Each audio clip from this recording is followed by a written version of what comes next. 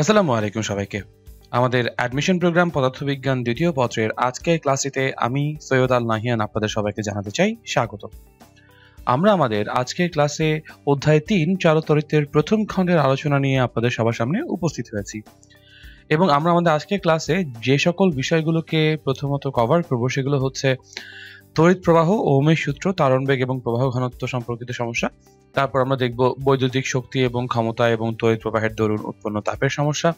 তারপর আমরা দেখব প্রবাহের রোধ সম্পর্কিত আলোচনা। তারপর কোষের অভ্যন্তরীণ রোধ এবং তড়িৎচালক বল নিয়ে আলোচনা এবং সবশেষে আমরা কোষের সমবায়ের আলোচনা নিয়ে আজকের ক্লাসটি ইনশাআল্লাহ শেষ করব। তো আমরা দেরি না করে আমাদের আলোচনায় প্রবেশ করি। আমরা প্রথমে দেখতে পাচ্ছি যে তড়িৎ প্রবাহ, ওহমের সূত্র, তারণবেগ এবং প্রবাহ ঘনত্ব নিয়ে আমরা কথাবার্তা বলছি, যেখানে আমরা তড়িৎ প্রবাহের সংজ্ঞা বলেছি যে কোনো পরিবাহীর কোনো প্রস্থচ্ছেদের মধ্য দিয়ে টি সময় কিউ পরিমাণ চার্জ অতিক্রম করলে আই ইজ ইকুয়ালস টু আমরা বলবো কিউ ওভার টি, এবং চার্জ প্রবাহের সময়ের সাথে পরিবর্তনশীল হলে আমরা জানি I is equals to d d t of q আকারে আমরা তড়িৎ প্রবাহকে প্রকাশ করতে পারি। এবং আমরা বুঝতে পারছি যেহেতু তড়িৎ প্রবাহের মধ্যে কোনো ভেক্টর রাশির সাইন নাই, কিউ নিজে চার্জ একটা স্কেলার রাশি এবং টি হচ্ছে আরো একটা স্কেলার রাশি, সো আলটিমেটলি অবশ্যই I is equals to Q over T একটা স্কেলার রাশি হবে। ওহমের সূত্র অনুযায়ী আমরা জানি তাপমাত্রা স্থির থাকলে কোনো নির্দিষ্ট পরিবাহীর মধ্য দিয়ে তড়িৎ প্রবাহ এর দুই প্রান্তের বিভব পার্থক্যের সমানুপাতিক, অর্থাৎ I is proportional to V, যেখানে I equals to GV, G হচ্ছে কি আমরা জানি বেসিক্যালি পরিবাহিতা, এবং I equals to আমরা বলতে পারি পরবর্তীতে V divided by R, তাই না? I is equals to basically V divided by R, exactly. এখানে আর হচ্ছে 1/g, জি যেখানে পরিবাহিতা, এবং আর হচ্ছে আমরা জানি রেজিস্ট্যান্স বা রোধ। এবং তারণবেগ বা ড্রিফট ভেলোসিটি কাকে বলা হয়েছে বিদ্যুৎ প্রবাহের সময় যে বেগে ইলেকট্রন নিম্ন বিভব থেকে উচ্চ বিভব প্রান্তের দিকে ধাবিত হয় তাকে ইলেকট্রনের তারণবেগ বলে, where তারণবেগ V is equals to I divided by NAE। প্রবাহ ঘনত্ব নিয়ে আমরা বলেছি কোনো পরিবাহীর প্রস্থচ্ছেদের একক ক্ষেত্রফলের মধ্য দিয়ে প্রবাহিত বিদ্যুৎ প্রবাহকে প্রবাহ ঘনত্ব বলা হয়। প্রবাহ ঘনত্বকে আমরা জে দিয়ে প্রকাশ করেছি, যেখানে J is equals to I over A. আমরা এই থিওরিটিক্যাল ব্যাপারগুলোর উপর একটা ম্যাথমেটিক্যাল প্রবলেম দেখতে পাচ্ছি। বলা হচ্ছে 6 মিলিমিটার স্কোয়ার সুষম প্রস্থচ্ছেদের ক্ষেত্রফল বিশিষ্ট একটি পরিবাহকের মধ্য দিয়ে 24 অ্যাম্পিয়ার বিদ্যুৎ প্রবাহ চলছে। পরিবাহকের প্রতি ঘনমিটারে মুক্ত ইলেকট্রন সংখ্যা 2 × 10⁸ হলে জিজ্ঞেস করা হচ্ছে আমাদের কাছে ইলেকট্রনের তারণবেগ কত। আমরা কিন্তু ইলেকট্রনের তারণবেগের ফর্মুলা একটু আগে দেখে এসেছি। V is equals two basically কি বলেছিলাম আমরা, I ডিভাইডেড বাই NAE, তাই তো? আমাদের এখানে বলা হয়েছে কতটুকু তড়িৎ প্রবাহ চলছে, 24 অ্যাম্পিয়ার তড়িৎ প্রবাহ I চলছে।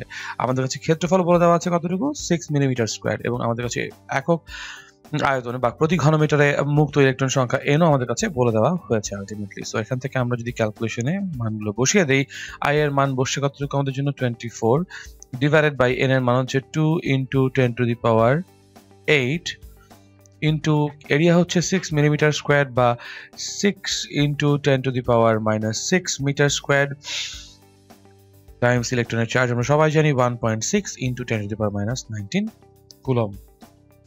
যদি এবার আমরা মানগুলোকে ইনপুট দেই তাহলে ইজিলি কিন্তু আমরা চাইলে এই মানটা ক্যালকুলেট করতে পারি। এখান থেকে ক্যালকুলেশনের পর আমরা ড্রিফট ভেলোসিটি বা তারণবেগের মান আলটিমেটলি পাচ্ছি 1.25 × 10⁻17 মিটার পার সেকেন্ড। এটাই তাহলে আমাদের জন্য অ্যান্সার। আমরা আমাদের পরবর্তী প্রবলেমে মুভ অন করি। পরবর্তী প্রবলেমে বলা হচ্ছে একটি তামার তারের মধ্য দিয়ে 0.001 সেকেন্ড সময় ধরে যদি 0.001 মিলি অ্যাম্পিয়ার তড়িৎ চালনা করা হয় তাহলে কতটি ইলেকট্রন প্রবাহিত হবে আমাদের কাছে জানতে চাওয়া হয়েছে। আমরা যদি ধরি এখানে একটি ইলেকট্রনের চার্জ হচ্ছে গিয়ে 1.6, আসলে একটি ইলেকট্রনের চার্জ ধরা দরকার নাই, বাট আমরা বলতে পারি একটি ইলেকট্রনের চার্জের মান Q ইকুয়ালস টু 1.6 × 10⁻⁻19 কুলম। আমরা ধরে নিচ্ছি টোটাল Q পরিমাণ চার্জ প্রবাহিত হয়েছে, অর্থাৎ Q ইকুয়ালস টু কিন্তু NQ হবে, যেটা আমরা চার্জের কোয়ান্টাম থেকে বলতে পারি, which is equals to ultimately কতটুকু I × T। সো এখান থেকে আমরা কিন্তু খুব সহজে n এর মান বলতে পারি I times T divided by কতটুকু আমাদের জন্য ইলেকট্রনের চার্জ, তাই তো? I কতটুকু আমরা বিদ্যুৎ প্রবাহের কথা এখানে বলছি 0.001 মিলি অ্যাম্পিয়ার, অর্থাৎ 0.001 × 10⁻⁻3।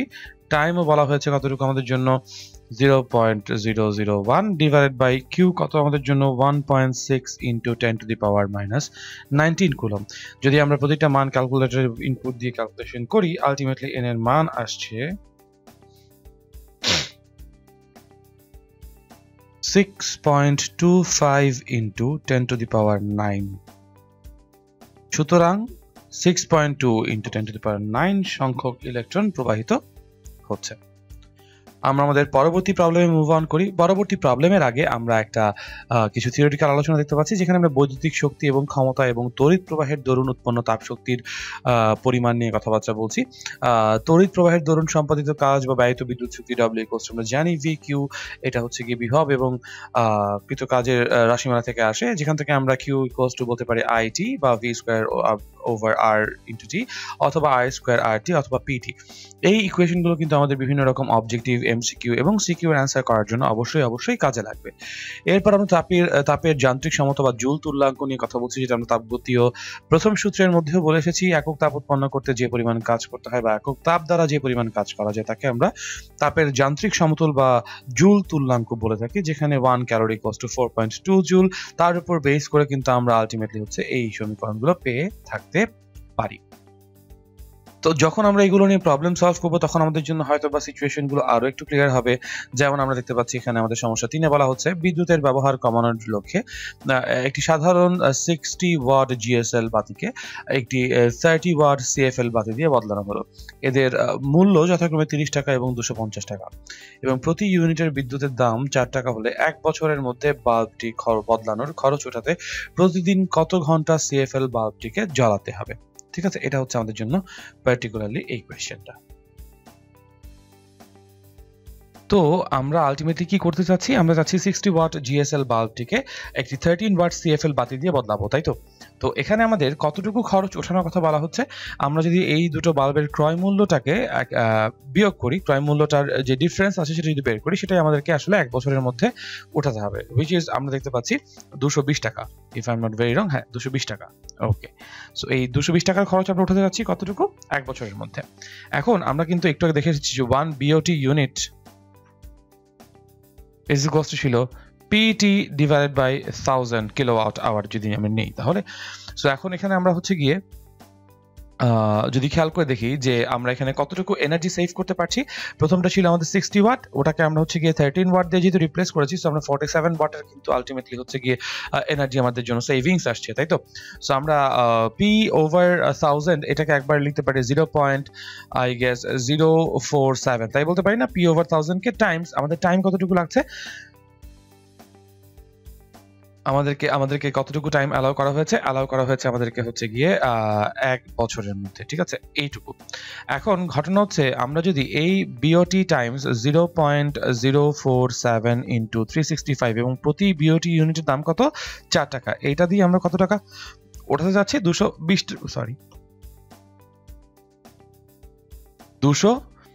টাকা উঠাতে যাচ্ছে। এখন ঘটনা হচ্ছে আমরা কত ঘন্টা করে চালাবো, সেই কত ঘন্টা করে চালানোর ঘন্টাটা আমরাকে ধরে নিলাম একটা চলক, চলক ধরে নিলাম, ঘন্টা আমাদেরকে চালাতে হবে। সো আলটিমেটলি আমরা ইকুয়ালস টু কি বলতে পারি, আমরা বলতে পারি 220 ওভার 0.047 টাইমস 365 টাইমস 4, ঠিক আছে। এখন এখান থেকে ক্যালকুলেশন করলে আমরা কিন্তু এর মান বের করতে পারবো। আমাদের কাছে আসবে 3.206 আওয়ার্স, ঠিক আছে। অর্থাৎ প্রতিদিন আমাদের হচ্ছে 1 বছরের মধ্যে প্রতিদিন গড়ে যদি আমরা 3.206 ঘন্টা করে আমরা বাল্বটা জ্বালাই, তাহলে আমরা হচ্ছে কি আমাদের খরচ উঠাতে পারবো ইনশাআল্লাহ। আশা করি আমরা বুঝতে পেরেছি প্রবলেমটা কিভাবে সলিউশন করেছি। তো চলুন আমরা নেক্সট প্রবলেমে চলে যাই। নেক্সট প্রবলেমে বলা হচ্ছে একটি বানর 20 মিটার উঁচু নারকেল গাছ থেকে নারকেল ফেলছে। প্রতিটি নারকেলের ভর 2 কেজি এবং বানরটি প্রতি সেকেন্ডে 2টি করে নারকেল ফেলছে। নারকেলের সমস্ত স্থিতিশক্তি বিদ্যুৎ শক্তিতে রূপান্তরিত হলে উক্ত বিদ্যুৎ শক্তির সাহায্যে কতগুলো 60 ওয়াটের বাল্ব জ্বালানো যাবে আমাদের কাছে প্রশ্ন করা হয়েছে। এখন আমরা যদি এই অঙ্কটা সলভ করার জন্য এভাবে চিন্তা করি যে একটা বানর 20 মিটার উঁচু থেকে নারকেল ফেলছে, প্রতিটি নারকেলের ভর 2 কেজি এবং বানর প্রতি সেকেন্ডে 2টি করে নারকেল ফেলছে। খুব ভালো কথা। তাহলে আমরা যদি এই বানরের ক্ষমতা হিসেব করতে যাই, আমরা কিন্তু বলতে পারবো যে P is equals to mgh over t। প্রশ্ন মতে এই বানরটি যেহেতু প্রতি সেকেন্ডে 2টি করে প্রশ্নমতে যেহেতু এই বানরটি প্রতি সেকেন্ডে 2টি করে নারকেল ফেলছে, সুতরাং আমাদের প্রশ্নের এই ক্ষমতা বের করার জন্য টুয়াইস m ভর নিয়ে কাজ করতে হবে এবং g এর মান আমরা 9.81 ইউজ করব, h এর ভ্যালু আমরা ইউজ করব হচ্ছে 20 মিটার এবং আমরা যেহেতু বলেছি প্রতি সেকেন্ডের জন্য 1 সেকেন্ড চলে আসছে, এরকম করে ক্যালকুলেট করলে আমরা কিন্তু বানরের ক্ষমতা হিসেব করতে পারছি p = 784 ওয়াটস। ঠিক আছে, এবং একটি নারকেলের ভর বলে দেওয়া আছে আমাদের কাছে কত, সেটা 2 কেজি। সো m এর জায়গায় 2 কেজি মান বসিয়ে দিলেই আমরা কিন্তু ক্যালকুলেশনটা করতে পারবো আই গেস। সো এই যে আমাদের ক্ষমতা উৎপন্ন হয়েছে সেটা দিয়ে ধরে নিচ্ছি আমরা টোটাল n সংখ্যক 60 ওয়াটের বাল্ব জ্বালানো যাবে। So n Times 60 equals to হচ্ছে গিয়ে আমাদের বানর কর্তৃক উৎপন্ন ক্ষমতা 784। সুতরাং n ইকুয়ালস টু আমরা বলতে পারবো হচ্ছে 784 ডিভাইডেড বাই 60। ঠিক আছে, যদি এখন আমরা ক্যালকুলেশনটা করি, ক্যালকুলেশনটার পরে আমরা দেখব n এর মান আসবে অলমোস্ট 13.067 এবং এখানে আমরা কিন্তু যেহেতু পূর্ণ বাল্ব জ্বালানোর কথা চিন্তা করছি, সুতরাং আমরা n এর মান কি করব, আমাদের সবথেকে কাছের যে হচ্ছে গিয়ে পেছনের দিকে পূর্ণ সংখ্যা আছে, ইন্টিজার আছে, দ্যাট ইজ 13, আমরা বলবো 13টি বাল্ব তারা অ্যাপ্রক্সিমেটলি জ্বালাতে পারবেন। ঠিক আছে, এটাই তাহলে আমাদের জন্য অ্যান্সার। তো আশা করি আমরা এতটুকু বুঝতে পেরেছি। আমরা আমাদের পরবর্তী প্রবলেমে যদি এখন মুভ অন করি, বলা হচ্ছে আমাদের কাছে, খেয়াল করে দেখুন, 2 কিলোওয়াটের একটি বৈদ্যুতিক হিটার 200 ভোল্ট সরবরাহ লাইনের সাথে সংযোগ দিয়ে 6 ঘন্টা রাখার পর হিটারটি অর্ধেক কেটে ফেলা হয়। এরপর আমাদের কাছে বলা হয়েছে হিটারটির অর্ধাংশ একই সরবরাহ লাইনে 8 ঘন্টা সংযোগ দিয়ে রাখা হলো। প্রশ্ন করা হচ্ছে 1 ইউনিট বিদ্যুৎ শক্তির দাম যদি 2.75 টাকা হয় তাহলে হিটারটির জন্য কত বিল পরিশোধ করতে হবে। আমরা তাহলে বুঝতে পারছি হিটারটির জন্য বেসিক্যালি দুটো ধাপে বা দুটো স্টেপে ক্ষমতা ব্যবহৃত হবে। আমরা যদি 1 বিওটি ইউনিট আকারে হচ্ছে গিয়ে W1 কে আমাদের কৃতকাজকে রাশিমালা প্রকাশ করি, তাহলে আমরা বলবো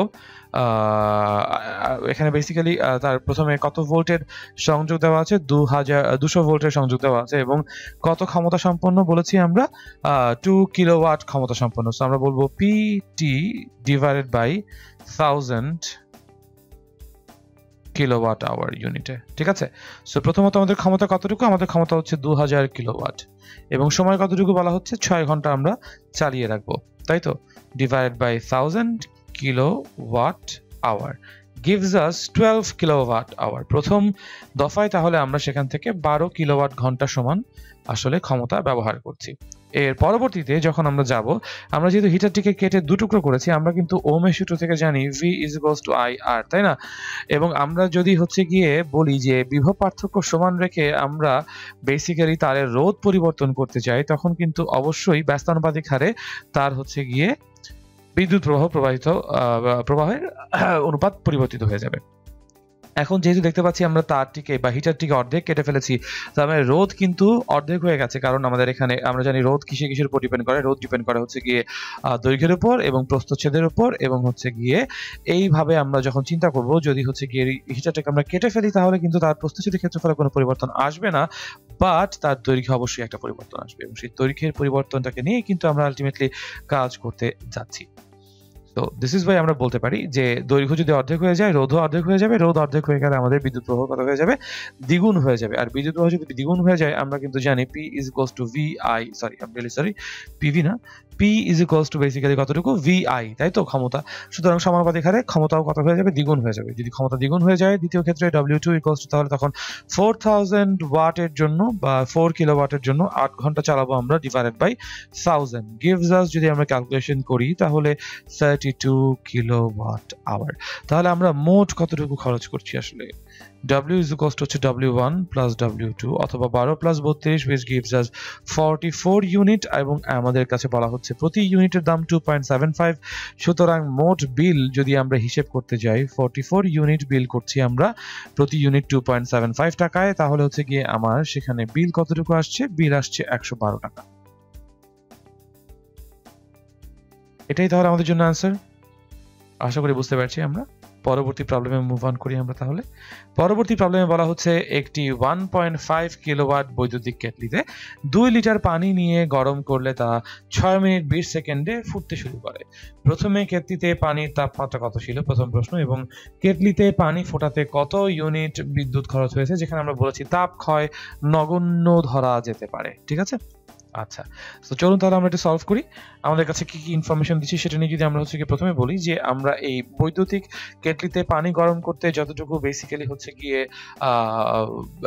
কি বলবো এটাকে কৃতকাজ হচ্ছে, সেই কৃতকাজটা কিন্তু আলটিমেটলি তাপ শক্তিতে রূপান্তরিত হয়ে যাচ্ছে। সুতরাং আমরা কিন্তু কৃতকাজ বলবো পি ইন্টু টি, বিকজ হচ্ছে কি আমরা জানি W equals to P divided by T, P is equals to W divided by T, অর্থাৎ ক্ষমতা ইকুয়ালস টু হচ্ছে কৃতকাজ ডিভাইড বাই সময়। সুতরাং কৃতকাজ অবশ্যই ক্ষমতা গুণন সময় ইজ ইকুয়ালস টু হচ্ছে গিয়ে তার মোট উৎপন্ন তাপ বা প্রয়োজনীয় তাপ equals to m s del theta. ঠিক আছে, এখান থেকে আমাদেরকে বুঝতে হবে যে এই এম এস ডেল থিটার যে আমাদের শিফটটা হচ্ছে, পরিবর্তনটা হচ্ছে, how is that coming into action. এখন আমরা কিন্তু ডেল্টা থিটার কথা যদি চিন্তা করি যে পানি ফুটতে শুরু করেছে, তার মানে পানির তাপমাত্রা কিন্তু 100 ডিগ্রি সেলসিয়াস তাপমাত্রায় চলে গেছে। ঠিক আছে, ওই 100 ডিগ্রি সেলসিয়াস তাপমাত্রায় গিয়েই সে বাষ্প হচ্ছে, কিন্তু 100 ডিগ্রি সেলসিয়াস তাপমাত্রা গেলে তো আমরা জানি পানি ফুটতে শুরু করবে। আমরা তাহলে বলবো তার ক্ষমতা হচ্ছে গিয়ে পি এর ভ্যালু কতটুকু, 1.5 কিলোওয়াট বা 1.5 ইন্টু 10⁻³ কতটুকু টাইম আমরা ব্যবহার করেছি, 6 ইন্টু 60 প্লাস আরো 20 সেকেন্ডস, এতটুকু সময় ব্যবহার করেছি, ইকুয়ালস টু আমরা 2 লিটার পানি ধরে নিচ্ছি, তার ভর হচ্ছে 2 কিলোগ্রাম অবশ্যই, এবং পানির আপেক্ষিক তাপ আমরা জানি 4200 joule per K G per kelvin. আমরা ধরছি তাপমাত্রার পরিবর্তন তাহলে কতটুকু হচ্ছে, কোত্থেকে কোথায় আসছে আপনারা আশা করি বুঝতে পারছেন। আমরা এখান থেকে হচ্ছে গিয়ে বেসিক্যালি ডেল্টা থিটাকে বলবো থিটা মাইনাস থিটা নট। ঠিক আছে, যদি তাই হয় এখান থেকে আমরা থিটা মাইনাস থিটা নটের জন্য একটা ক্যালকুলেশন যদি করি, theta minus theta not equals আমরা কি বলবো, ইকুয়ালস আমরা বলবো 1.5 টাইমস 10⁻³, ওখানে হচ্ছে গিয়ে into 380 I guess, divided by আমরা কত পাচ্ছি, ডিভাইডেড বাই পাচ্ছি 2 times 4200 gives us the value of 67.86। সুতরাং আমরা কিন্তু থিটা নট ইকুয়ালস টু বলতে পারি, থিটা নট ইকুয়ালস টু কি বলবো, থিটা নট ইকুয়ালস টু বলবো হচ্ছে আমরা থিটা মাইনাস 67.86। ঠিক আছে, সো আমরা যেহেতু জানি যে সর্বশেষ তাপমাত্রা ফুটেছে, যেহেতু পানি সর্বশেষ তাপমাত্রা হচ্ছে 100 ডিগ্রি সেলসিয়াস, সুতরাং আমরা কিন্তু বলতে পারি থিটা নট হচ্ছে গিয়ে তাহলে কতটুকু, 100 minus 67.86 gives us the value of 32.14 degree Celsius. ঠিক আছে, এবং বিদ্যুৎ খরচ কতটুকু হয়েছে যদি সেটা আমরা জানতে চাই, আমরা কিন্তু বিদ্যুৎ খরচের ক্ষেত্রে ই ইকুয়ালস টু বলবো বেসিক্যালি কতটুকু, পিটি। ঠিক আছে, পিটি যেহেতু, সো পি কতটুকু আমাদের পাওয়ার হচ্ছে 1.5 কিলোওয়াট। ঠিক আছে, কিলোওয়াট আওয়ারে যদি চিন্তা করি, টাইমস আমরা হচ্ছে গিয়ে বেসিক্যালি 380 সেকেন্ড ইউজ করছি, কিন্তু এটাকে যদি 3600 দিয়ে ভাগ করি আমরা ঘন্টায় চলে যাব। সো আমরা কিলোওয়াট আওয়ারে বেসিক্যালি হিসেবটা করছি এবং আমরা মান পাচ্ছি ক্যালকুলেশন করলে 0.158 ইউনিট। ঠিক আছে, সো আমাদের দুটো পার্টের জন্য অ্যান্সার দুরকম, আমরা 0.15 ইউনিট খরচ করেছি এবং আমাদের পানির ইনিশিয়াল তাপমাত্রা ছিল 32.14 ডিগ্রি সেলসিয়াস। আশা করি আপনারা বুঝতে পেরেছেন। আমরা আমাদের পরবর্তী প্রবলেমে তাহলে মুভ অন করি।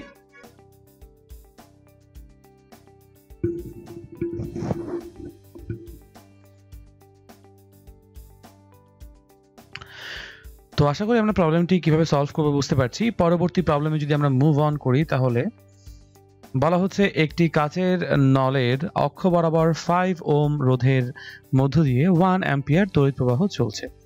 নলের মধ্য দিয়ে মিনিটে 15 সিসি পানি প্রবাহিত হয়। পানির প্রবেশ এবং নির্গম পথে তাপমাত্রার পার্থক্য 4.75 হলে যে এর মান নির্ণয় করো, যেখানে আমাদের কাছে বলা হয়েছে তাপ ক্ষয় উপেক্ষণীয়। তো বেসিক্যালি আমরা যেহেতু খেয়াল করছি যে এখানে আমাদের তাপের যান্ত্রিক তুল্যাঙ্ক জে এর মান বের করতে বলা হয়েছে, আমরা জানি জে ইজ ইকুয়ালস টু বলতে পারবো W/H, তাই না? আচ্ছা, এখন এখানে W হচ্ছে কৃতকাজ। কৃতকাজ আমরা কিভাবে বের করব, যেহেতু বিদ্যুৎ প্রবাহের দরুন উৎপন্ন তাপের কথা বলছি, সুতরাং আমরা বলতে পারি I²RT ডিভাইড বাই H হচ্ছে কি আমাদের জন্য কতটুকু, MS ডেল্টা থিটা। ঠিক আছে, এখন আমরা এখানে বিদ্যুৎ প্রবাহের মান কত বলছি, 1 স্কয়ার ইনটু আমাদের এখানে কত মানের রোধ আছে, আমরা এখানে 5 ওম মানের রোধ ইউজ করেছি এবং আমরা কতক্ষণ ধরে পানি প্রবাহ চলেছে, 1 মিনিট পর্যন্ত পানি প্রবাহ আলটিমেটলি চলেছে। তাহলে কত ভরের পানি আমরা নিয়ে কাজ করেছি, বলা হচ্ছে 15 সিসি পানি, মানে 15 সিসি মানে 15 গ্রাম পানি অবশ্যই আছে এখানে। এবং যদি আমরা হচ্ছে গিয়ে সিজিএস এককে এস এর মান বলে, এস এর মান হচ্ছে 1 ক্যালোরি পার কেলভিন পার গ্রাম টাইমস আমরা বলতে পারি ডেল্টা থিটা, থিটার পরিবর্তন কত, তাপমাত্রা পার্থক্য বলা হচ্ছে 4.75। ক্যালকুলেশন করলে আমরা এখান থেকে জে এর মান বের করে ফেলতে পারবো 4.2 জুল পার ক্যালোরি। ঠিক আছে, এটাই তাহলে আমাদের জন্য অ্যান্সার।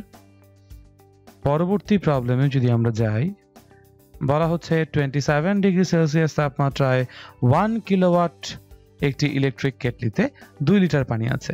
কেটলিটিকে 10 মিনিটের জন্য সুইচ অন করা হলো। চারপাশে তাপ হ্রাসের হার যদি 160 জুল পার সেকেন্ড হয়, তবে 10 মিনিটে কেটলি তাপমাত্রা কত হবে আমাদের কাছে জানতে চাওয়া হয়েছে।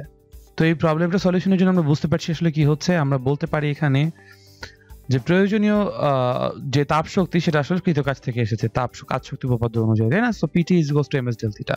সো আমরা যদি পাওয়ার কতটুকু আসলে এখানে ইউজ হয়েছে সেটুকু জানতে চাই, আমরা কিন্তু বলবো, খেয়াল করে দেখি, আমরা এখানে চারপাশে তাপ হ্রাসের হার দেখছি 160 joule per second, which is watt. আমরা কিন্তু বলতে পারি তাহলে এখানে কতটুকু ক্ষমতা বের হয়েছে, 1000 minus 160 giving us the result of 140 watt ক্ষমতা ব্যবহার করা হয়েছে। সুতরাং 840 ওয়াট ক্ষমতা টাইমস আমরা 10 মিনিটের জন্য সুইচ অন রেখেছিলাম, ইকুয়ালস টু হচ্ছে গিয়ে আমরা 2 লিটার পানি, তার মানে 2 কেজি তার ভর, এস হচ্ছে আমরা জানি 4200 ইনটু ডেল্টা থিটা কতটুকু আমরা এখান থেকে বের করতেই পারবো তাপমাত্রা পরিবর্তন। ডেল্টা থিটার জন্য আমরা যদি ক্যালকুলেশন করি তাহলে এখন আমাদের জন্য মান আসবে 360 কেলভিন অথবা 87 ডিগ্রি সেলসিয়াস। আশা করি আমরা বুঝতে পারছি। আমরা যদি এখন আমাদের পরবর্তী প্রবলেমটা সলভ করি, পরবর্তী প্রবলেমে পড়বে আমরা পরবর্তী টপিক নিয়ে কথা বলছি। বলা হচ্ছে যে ধর্মের জন্য পরিবাহী এর মধ্য দিয়ে বিদ্যুৎ চলাচলে বাধা প্রদান করে তাকে ওই পরিবাহী রোধ বলা হয়। এবং আমরা বলেছিলাম আগে একটা টপিকে যে রোধের যে পরিমাণ আছে সেটা দৈর্ঘ্যের সমানুপাতে এবং প্রস্থচ্ছেদ ক্ষেত্রফলের ব্যস্তানুপাতে পরিবর্তিত হয়, এবং রোধের উপর তাপমাত্রার যে প্রভাব, সেই তাপমাত্রার প্রভাব আর থিটা ইকুয়ালস টু আমরা আর naught into 1 plus alpha theta দিয়ে বের করতে পারবো, যেখানে আলফা হচ্ছে রোধের উষ্ণতা সহগ, এবং সেই উষ্ণতা সহগ বের করার জন্য রাশিমালা আমরা এখানে বের করে রেখেছি। তো চলুন তাহলে পরবর্তী টপিকে চলে যাই। আমরা পরবর্তী টপিকে দেখতে পাচ্ছি একটা ম্যাথমেটিক্যাল প্রবলেম আছে আমাদের সামনে। বলা হচ্ছে একই উপাদানের দুটি রোধ সমান, রোধক দুটির দৈর্ঘ্যের অনুপাত 4:9 হলে রোধক দুটির ব্যাসের অনুপাত কত আমাদের কাছে জানতে চাওয়া হয়েছে। খুব ভালো কথা। আমরা বলেছি যেহেতু একই উপাদানের রোধ, তার মানে তাদের দুজনের ক্ষেত্রেই আমাদের আপেক্ষিক রোধ বা রো এর মান সমান হচ্ছে। রোধক দুটির দৈর্ঘ্যের অনুপাত যেহেতু 4:9, আমাদের কাছে জানতে চাওয়া হয়েছে ব্যাসের অনুপাত কত। আমরা কিন্তু বেসিক্যালি বলতে পারি R1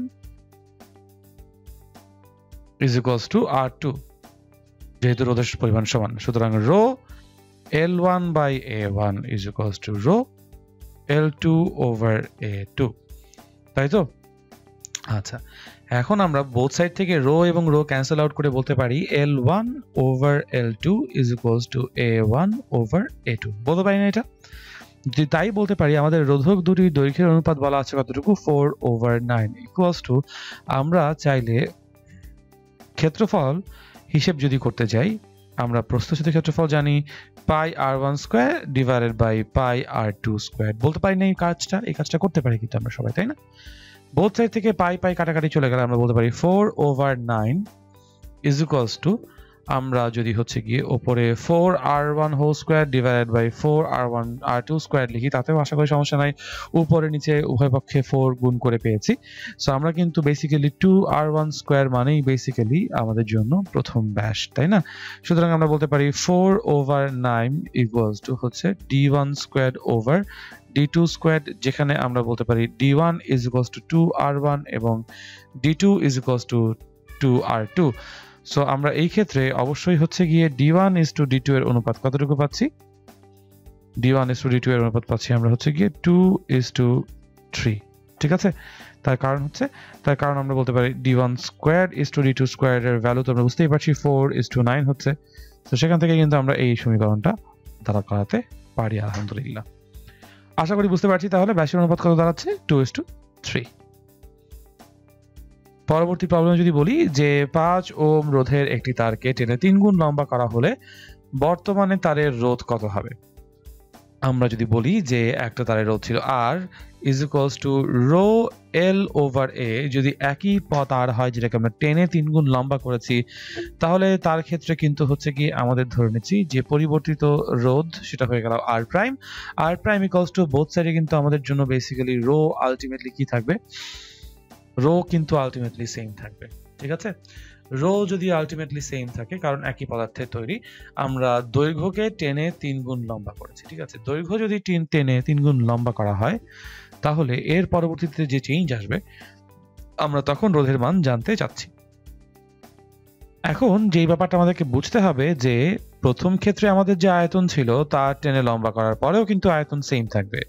সুতরাং আমরা যদি বলি যে A1 L1, তৃতীয় ক্ষেত্রেও আয়তন যদি হচ্ছে গিয়ে সেম থাকে তাহলে আমাদের জন্য হবে 3L1 ইন্টু A1 বাই 3, এটা হবে আমাদের দ্বিতীয় ক্ষেত্রের জন্য, অর্থাৎ V প্রাইমের ক্ষেত্রে আয়তন। তাছাড়া কিন্তু আমরা কখনোই আয়তন সেম রাখতে পারবো না, তাই তো?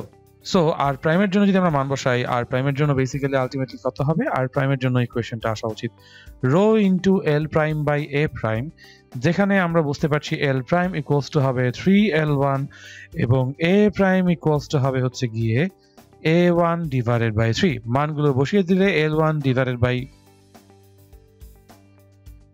A1 over 3। যদি আমি ক্যালকুলেশনটাকে আর একটু সামনে আগাই, আমরা আই হোপ বুঝতে পারছি যে এখানে ক্যালকুলেশনটা এরকম হবে যে R prime equals to 3 times 3 which is 9 rho L1 over A1. So R prime equals to হবে 9, এই rho L1 over A1 যেটা সেটা কিন্তু আমরা হচ্ছে গিয়ে প্রথম ক্ষেত্রের অনুযায়ী বলতে পারি এটা আমাদের প্রাথমিক রোধ ছিল R, তাই না? যদি তাই হয় তাহলে 9 times R, আমাদের প্রাথমিক রোধ কত বলা হয়েছে 5 ohms, সুতরাং আমাদের পরিবর্তিত রোধ হয়ে যাবে 45 ohms। ঠিক আছে, সো আশা করি আমরা বুঝতে পারছি কিভাবে সলভ করলাম প্রবলেমটা। আমরা আমাদের পরবর্তী প্রবলেমে চলে যাই। বলা হচ্ছে 12 ভোল্টের সাথে সংযুক্ত রোধ 4 ওহম বাড়ালে বর্তনীতে 0.5 অ্যাম্পিয়ার তড়িৎ প্রবাহ হ্রাস পায়, মূল রোধ কত? বলা হচ্ছে 12 ভোল্টের সাথে সংযুক্ত রোধ 4 ওহম বাড়ালে বর্তনীতে 0.5 অ্যাম্পিয়ার তড়িৎ প্রবাহ হ্রাস পায়। প্রশ্ন করা হচ্ছে মূল রোধের পরিমাণ কত? আমরা কিন্তু বলতে পারি বেসিক্যালি যদি I is equals to V by R হয় তাহলে আমরা বলতে পারি V এর জায়গায় 12 ভোল্ট ডিভাইডেড বাই মূল রোধ হচ্ছে বর্তনীর জন্য R। ঠিক আছে, এবার প্রশ্ন মতে আমরা যদি বর্তনীর প্রবাহ 0.5 হ্রাস করি তাহার মানে হচ্ছে গিয়ে আমাদের রোধ কতটুকু বাড়ছে, 4 ওহম বাড়ছে। সো আমরা দুটো সমীকরণ পাচ্ছি আমাদের প্রশ্ন মতে, মানে প্রশ্নের শর্ত অনুসারে। সো আমরা যদি কোনোভাবে 1 নম্বর সমীকরণ থেকে 2 নম্বর সমীকরণটাকে বাদ দিই, আমরা বাম পক্ষের বিয়োগ থেকে পাচ্ছি 12 by R minus 12 by R plus 4 is equals to আমরা পাচ্ছি I এবং I পরস্পরকে ক্যান্সেল আউট করে থাকে 0.5। যদি এখন আমরা এই ক্যালকুলেশনটাকে সামনে আলটিমেটলি এগিয়ে নেই তাহলে আমরা এরকম একটা রাশিমালা পেয়ে যাব, তাই না? আর এই রাশিমালা সলভের জন্য একটা ইকুয়েশন পেয়ে যাব। সো চলুন তাহলে সেই সলভটা করি। আমরা দেখতে পাচ্ছি হচ্ছে কি এই লাইনের পরবর্তীতে আমরা বলবো R প্লাস 4 টাইমস R যদি হয় তাহলে আমাদের জন্য হবে 12R প্লাস 48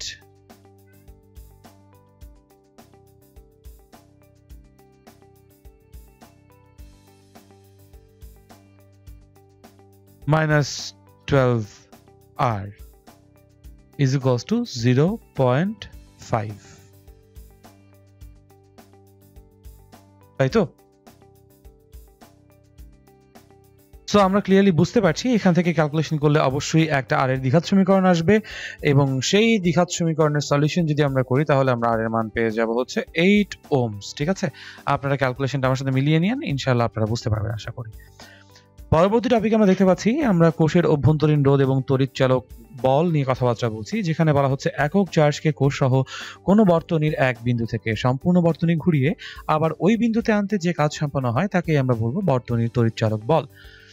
এবং আমরা জানি E is equals to V plus IR, যেখানে R হচ্ছে কি ছোট হাতের আরটাকে আমরা বলছি কি অভ্যন্তরীণ রোধ। ঠিক আছে, ওকে, ভেরি মাচ।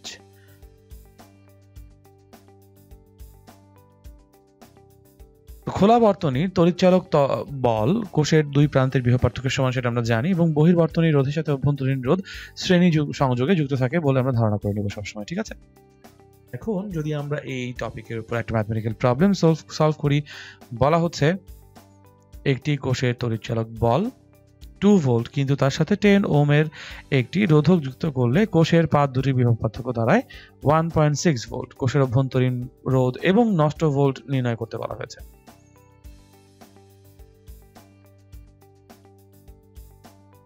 এখন আমরা যেহেতু জানি যে আমাদের রোধ হচ্ছে 10 ওহম এবং আমরা যেহেতু দেখতে পাচ্ছি যে কোষে রোধের দুই পাশে বিভব পার্থক্য হচ্ছে 1.6 ভোল্ট, আমরা কিন্তু বলতে পারি ওই কোষের মধ্য দিয়ে আমাদের বিদ্যুৎ প্রবাহের মান 1.6 ডিভাইডেড বাই 10 অথবা 0.16 অ্যাম্পিয়ার্স, তাই না?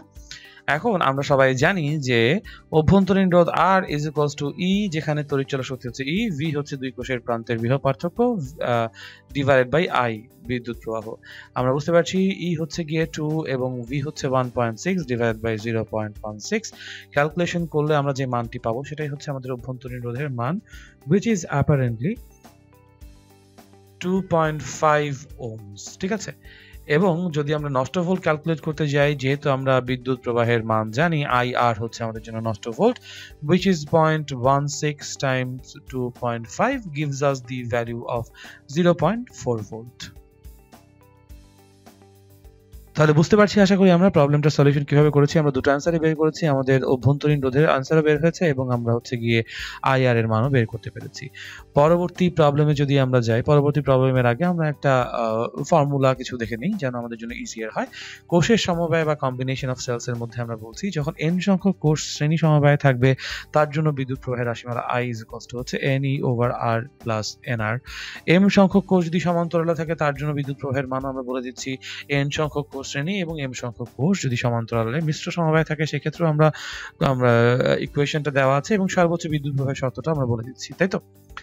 এটার উপর বেস করে যখন আমরা প্রবলেম সলভ করি, বলা হচ্ছে 8 ওহম রোধের মধ্য দিয়ে তড়িৎ প্রবাহ পাঠাবার জন্য 2.5 ভোল্ট তড়িৎচালক শক্তি এবং 2 ওহম রোধ বিশিষ্ট 54টি সদৃশ কোষ এর 8টি লাইনের প্রতিটি লাইনে 10টি করে কোষ যোগ করলে প্রবাহ মাত্রা কত হবে জানতে চাওয়া হচ্ছে। সো বেসিক্যালি আমরা কি করছি, 8 ওহম রোধের মধ্য দিয়ে তড়িৎ প্রবাহ পাঠানোর জন্য আমরা কি করছি 2.5 ভোল্ট তড়িৎচালক শক্তি এবং 2 ওহম যে রোধের কথা বলা হচ্ছে তাহলে এটা অবশ্যই আমরা বুঝতে পারছি যে অভ্যন্তরীণ রোধের কথা বলছি আমরা। 2 ওহম অভ্যন্তরীণ রোধ বিশিষ্ট 54টি সদৃশ কোষ, মানে একই রকম কোষ দেখতে সবগুলো। আমরা 8টি লাইনের প্রতিটি লাইনে 10টি করে কোষ যোগ করে প্রবাহ মাত্রা সৃষ্টি করব। সুতরাং আমরা যেহেতু হচ্ছে গিয়ে কিভাবে যুক্ত করছি সেটা বুঝতেই পারছি আই গেস। তো আমাদের এই পার্টিকুলার সমবায়ের জন্য যে বর্তনীতে প্রবাহের মান আসবে I ইজ ইকুয়ালস টু আমরা কি বলবো NE divided by MR plus NR, কারণ মিশ্র বর্তনীর প্রবাহ, সো মিশ্র বর্তনীর জন্য আমরা শর্ত বা সূত্র ইউজ করছি। এখানে আমরা বুঝতে পারছি যে কয়টি সদৃশ কোষ ব্যবহার করছি আমরা 64টি সদৃশ কোষ, প্রতিটির জন্য আমরা হচ্ছে গিয়ে 2.5 তড়িৎচালক শক্তি পাচ্ছি। আমরা এদেরকে বেসিক্যালি কতগুলো লাইনে নিচ্ছি, আমরা হচ্ছে গিয়ে 8টি লাইনে নিচ্ছি। সো 8 টাইমস আর কতটুকু আমরা বলছি কত অভ্যন্তরীণ কত রোধ নিচ্ছি আমরা 8 ওহমের রোধ নিচ্ছি, প্লাস আমরা হচ্ছে 10টি করে কোষ প্রতিটি লাইনে যেহেতু যুক্ত করছি তাহলে হচ্ছে গিয়ে আমরা টোটাল প্রতিটার জন্য অভ্যন্তরীণ রোধ 2 ওহম করে।